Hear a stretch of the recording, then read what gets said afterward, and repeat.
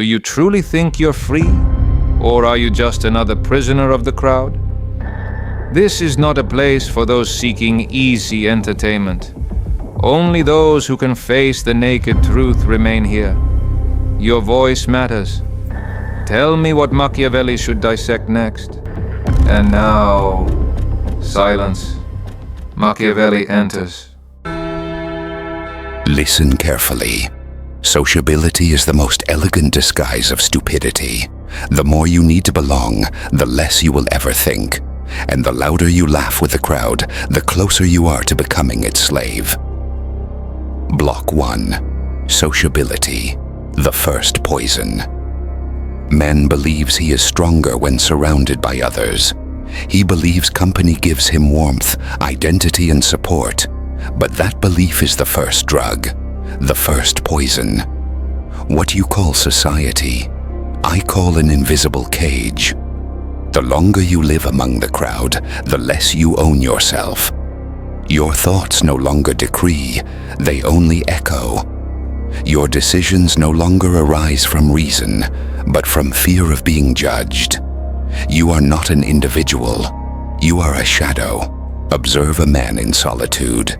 His ideas are sharp, his convictions unshakable, his instincts as sharp as swords. Now observe him in the midst of a group. He becomes clumsy, his judgment diluted, his voice drowned in noise. The wolf becomes a sheep by the simple act of walking with the herd. I have seen it in palaces, in plazas, in battles. A brilliant advisor in private turned into a fool the moment he opened his mouth before the masses. Because the crowd does not seek truth. It demands conformity. And so, in your eagerness to belong, you obey. You adjust your words, your gestures, your laughter, just to fit in. You mutilate yourself, piece by piece, without even noticing. What you call courtesy is in fact the amputation of your independence. What you call belonging is a pact with collective stupidity. The true danger is not that the crowd may hate you. The danger is that it may absorb you, that its thoughts may contaminate you like murky water dripping into your mind until one day, when you look into the mirror, your face is gone, replaced by the mask of the herd. Remember this, the crowd never elevates the individual, it always drags him down.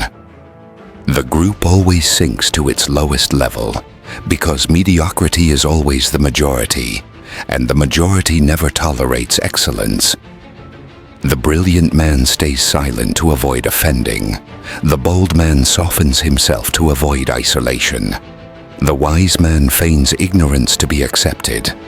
Thus, the crowd kills what it fears most: difference. The sociable man deceives himself, thinking he wins bonds. In truth, he wins invisible chains. He loses his judgment. He loses his edge. He loses the inner silence in which true power is forged.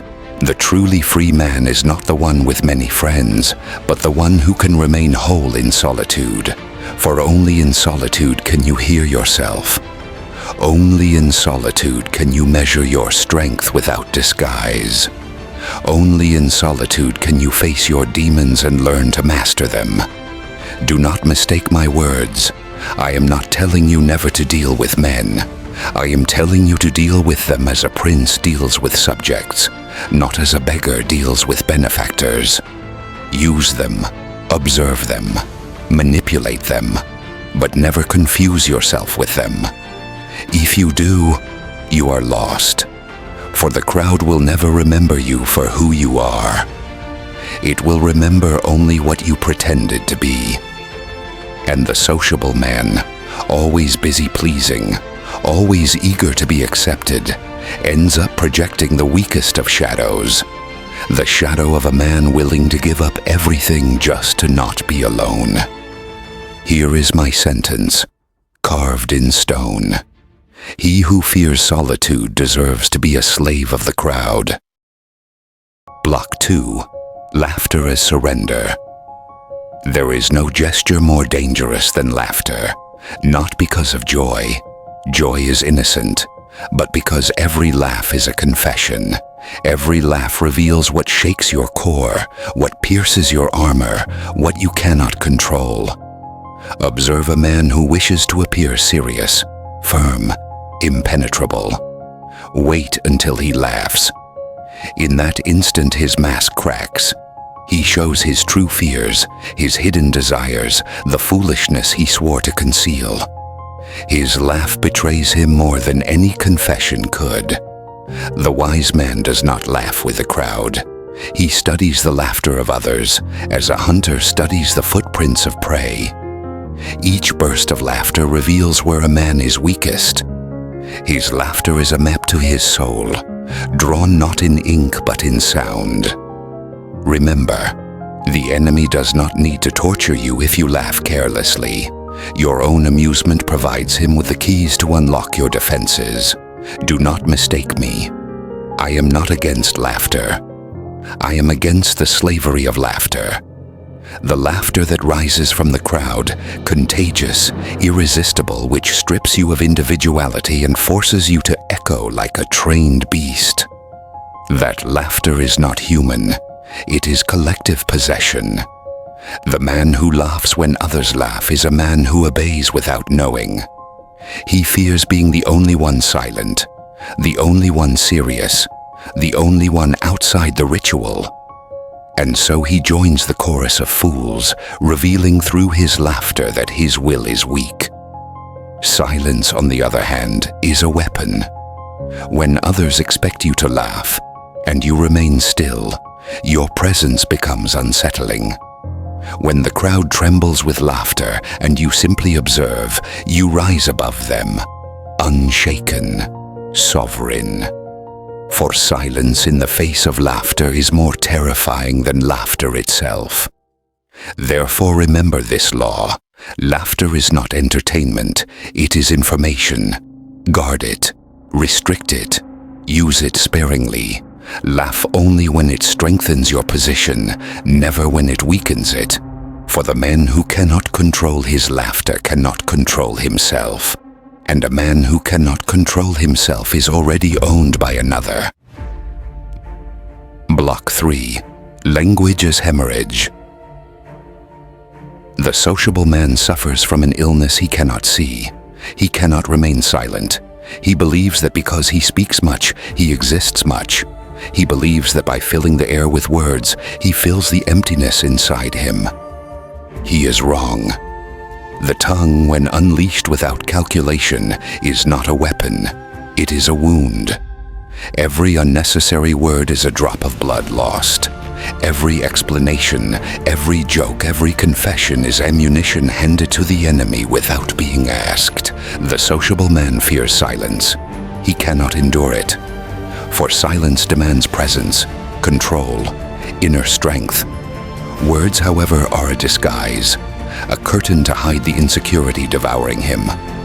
I watched ambassadors, counselors, flatterers, each competing to speak the longest, to craft the most elaborate phrase, and the more they spoke, the weaker they became, for the tongue is a traitor. It reveals the very things you wish to hide. Your fears, your guilt, your intentions. The sociable man undresses himself with his words. He thinks he persuades, but in truth he confesses.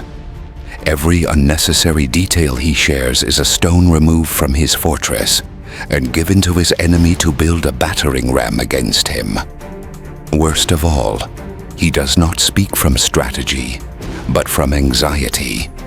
He speaks because he fears disappearing if he stays silent.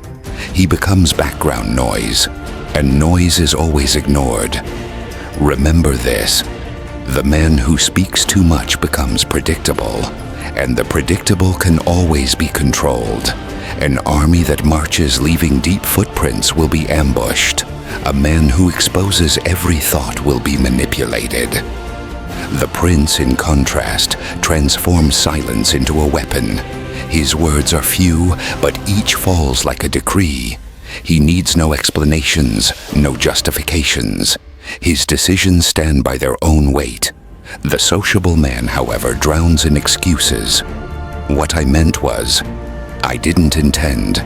You misunderstood. Do you know what these words reveal? That he is uncertain of himself, that he does not trust his own actions, that he begs to be forgiven, and no one respects a beggar of indulgence. The silence of power unsettles more than 1,000 speeches. A firm gaze and an impenetrable silence outweigh hours of debate. For the silence of dominion is a wall, and walls intimidate more than any words. If you wish to recover your strength, bite your tongue. Turn your words into calculated venom, not uncontrolled bleeding. Let every syllable carry a blade. Let every phrase strike as a dagger. The sociable man speaks to fill emptiness. The prince remains silent to create emptiness in others. And in that emptiness, they tremble. Block 4. The begging eyes. Your eyes are greater traitors than your tongue. The tongue can be trained, it can lie, it can stay silent.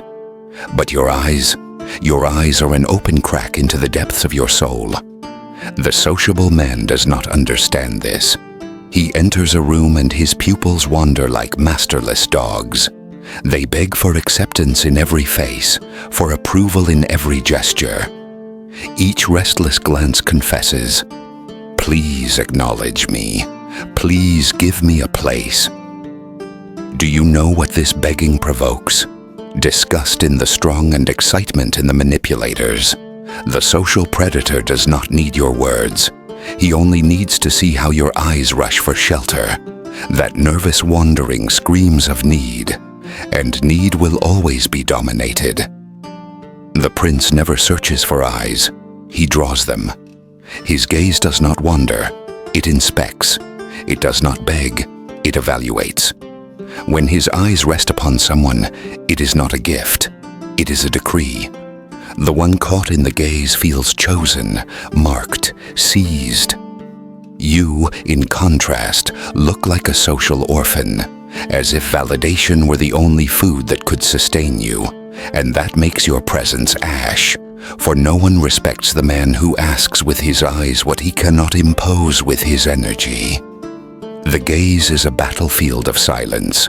The sociable man always wields it poorly, turning it into a plea, a surrender, an involuntary confession. Remember this: the one who enters a room with eyes that ask has already lost before opening his mouth, for he has given the judgment of himself to the verdict of others. The dominant man enters and occupies space with stillness alone. His eyes do not seek, they decide. His gaze does not request, it condemns. And the silence left by his inspection becomes atmosphere. You need not speak to be exposed. Your eyes already do it. Each nervous flicker, each hurried blink, each escape to the floor is an epitaph. This man does not own himself. And tell me, if you cannot master your own gaze, how do you expect to master anything else? Make your eyes a wall, not a window. Let whoever dares to enter crash upon them. Look with the calm of the one who already knows all. Look not as one who asks, but as one who sentences. The sociable man is slave to his eyes. The prince, however, turns them into invisible weapons that rule the air. And in the war of perception, that difference decides everything. Block 5. Emotion as fracture. The sociable man takes pride in his emotions. He tells himself, "I am authentic because I show what I feel." And he believes this earns him respect, when in truth it strips him of all power. Every emotion displayed is a map handed to the enemy. Your reactions are confessions. Sudden anger reveals your insecurity. The tremor in your voice exposes your fear. Sadness on your face signals your wound. And once others know what breaks you, you no longer need enemies. They will multiply on their own. The crowd is always testing you. not out of malice, but because it is their nature. A veiled joke, an interruption, a condescending glance. These are probes, small strikes to measure your strength. And the sociable man falls into every trap. He explodes, he justifies, he takes offense. He reacts like a cornered animal. Understand this. The immediate reaction is the most dangerous confession. It screams that you are not master of your inner house. A prince may be cruel, he may be merciful, but he must never appear ruled by a fire he cannot control. I saw it in the corridors of power. The man who raised his voice too quickly was marked forever. From then on, everyone knew how to make him break. A single button to press, and his mask would collapse. After that, he was a toy. The sociable man believes his outburst shows character. I tell you, it shows weakness. For true character does not roar, it controls. The lion does not need to shout. His silence is already a threat. His calm is already a warning. Each time you respond viscerally, you give away a map of your pain, and the world is an army of cartographers eager to use it against you. Today they laugh at you. Tomorrow they will destroy you with precision. Emotion, when uncontained, is fracture, and fracture is always exploited. The sociable man parades his pride, his tenderness, his euphoria, his regret, as though the public arena were his confessional. He does not realize he is in a pit of predators. And in the arena, showing your wound is the same as opening your chest for the knife. Remember this. Never reveal what you feel at the moment you feel it. Let your face be marble, your tone steel. Let your silence weigh more than the storm. Let no one know whether inside you lies calm or chaos. For what they cannot read, they cannot control. The sociable man cries over his authenticity. The prince buries it in his dungeon and releases it only as a weapon when calculation demands it. That is the difference between the slave of himself and the master of all. Block 6. Public repentance. The sociable man believes that asking for forgiveness ennobles him, that showing public repentance makes him more human, more worthy of respect. He is wrong. Public repentance is not a virtue. It is surrender. The mistake itself is forgotten. The spectacle of repentance, never. When you kneel before the judgment of others, what you hand over is not an apology. It is your crown. And no one ever returns a crown once it has been surrendered. Observe carefully. Men may overlook a fault, but they never forget the image of someone who bowed. Because that image is a crack, and where there is a crack, there will always be hands eager to widen it. The sociable man does not see this. He thinks his apology will be interpreted as maturity, as awareness. What the world hears is, I am afraid. I am not master of my actions. I am willing to kneel. And the one who kneels once will kneel 1,000 times. A prince can correct himself. He can adjust his course in secret. He can even acknowledge a fault in private. But he never exposes himself before the multitude as guilty, for in doing so, he validates the narrative of his enemies. He concedes that they were right, and from that moment on, every word he speaks is tainted by suspicion. I witnessed it in rulers. A single gesture of public repentance was enough to unleash the pack. For the crowd did not seek justice, it craved blood. The repentant becomes a ritual prey, a spectacle of humiliation. And the more he begs for forgiveness, the more he awakens the contempt of those watching. The sociable man confuses compassion with respect. He does not understand that compassion is the prelude to contempt. Today they forgive you, tomorrow they mock you, because you have already revealed yourself as someone corrigible, moldable, castrated by guilt. Remember my words, the powerful never kneel in public. He may appear harsh, he may appear cold, he may even appear unjust. But that hardness protects him far more than 1,000 apologies. For the one who apologizes excessively opens the door to manipulation. The crowd feeds on the repentance of others. It is their favorite feast. To watch someone bow is more pleasing to them than to watch him triumph. And each time you utter, "I am sorry," with a broken voice, you turn them into gods and yourself into their slave. Do you wish to keep your power? Do not place your guilt on the public altar. Correct yourself with actions, not with words. Act with more precision, with more strength. Let your silent victories erase your errors. The sociable man begs forgiveness to be loved. The prince does not beg, for he prefers to be feared, and anyone who is ruled by guilt deserves to rule no one. Block 7.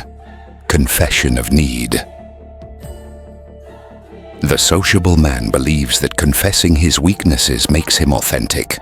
He thinks that exposing his wounds makes him more human. But what he truly does is place a mark upon his forehead, the mark of the needy. And nothing is easier to manipulate than the needy. Every time you speak of your loneliness, you show the world exactly where to press. Every time you confess your anxiety, you reveal which lever can move your behavior. Every time you share your difficulties, you hand over your jugular. It does not matter how you do it. You may wrap it in false humility, disguise it as transparency, or soften it with a joke. The result is the same. You have declared yourself incomplete, and the world does not respect what is incomplete. The world uses it. I have seen intelligent men destroy themselves with a single confession.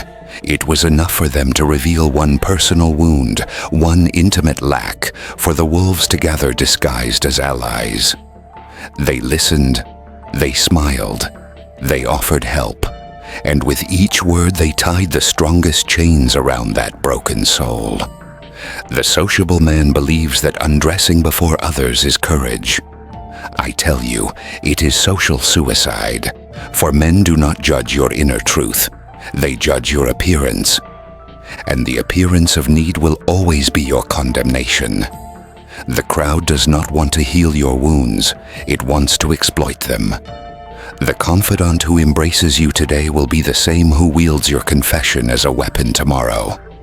The ally who seems to support you will be the one who reminds you of your fragility to keep you obedient. Understand this. He who shows hunger is begging to be fed. He who shows emptiness is pleading to be filled. And he who pleads sooner or later becomes a slave to the one who provides. The prince never exposes his need. His lacks he buries under marble. His wounds he keeps in inaccessible vaults. Not out of shame, but out of calculation. For what no one knows, no one can use. The sociable man, in his naivete, believes he is noble for exposing his pain. But in that gesture he signs his ruin. The world may grant you pity, but pity is not respect.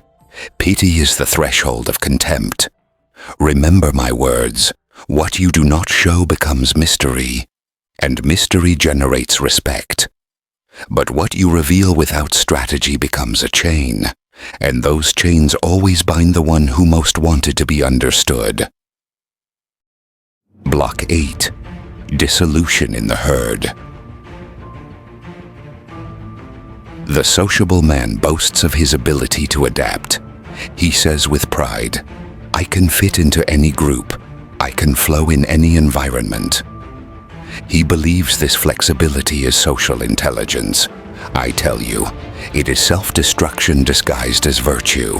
For every time you adjust your tone to match others, you are dulling the edge of your voice. Every time you adapt your posture to the group, you weaken your presence.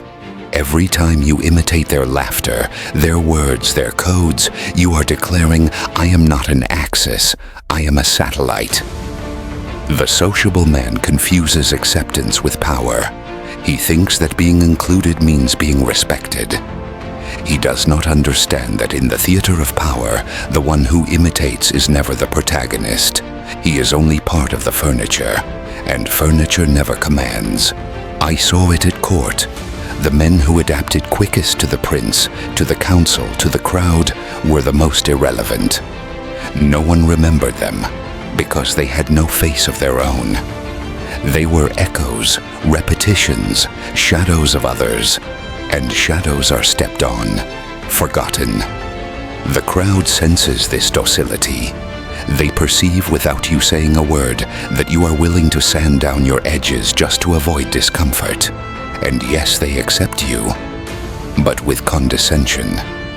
Not as an equal, but as a functional accessory. They include you as one adds another chair to the table, useful but replaceable. The prince, on the other hand, does not adapt. He forces others to adapt to him.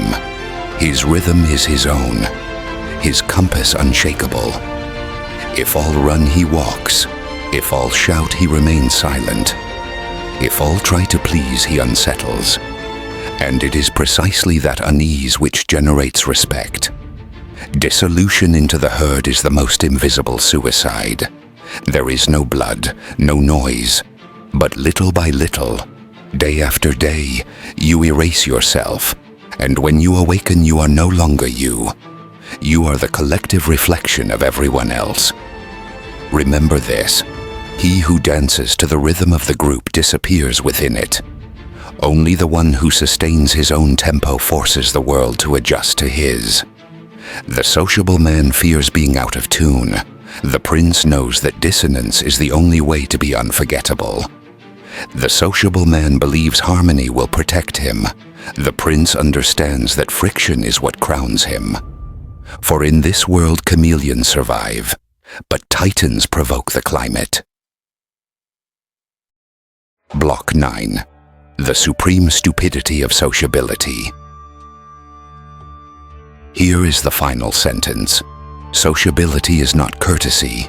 It is not virtue. It is not goodness. It is the most elegant form of stupidity. The more sociable you are, the more you force yourself to laugh when you do not want to speak when you should remain silent, to apologize when you should impose, to share what you should guard. Each of these gestures is a cut into your own armor, and by the time you realize it, you are naked, vulnerable, exposed.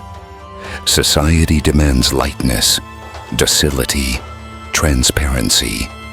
It trains you to please, to fit in, to avoid discomfort. But this training does not elevate you. It castrates you.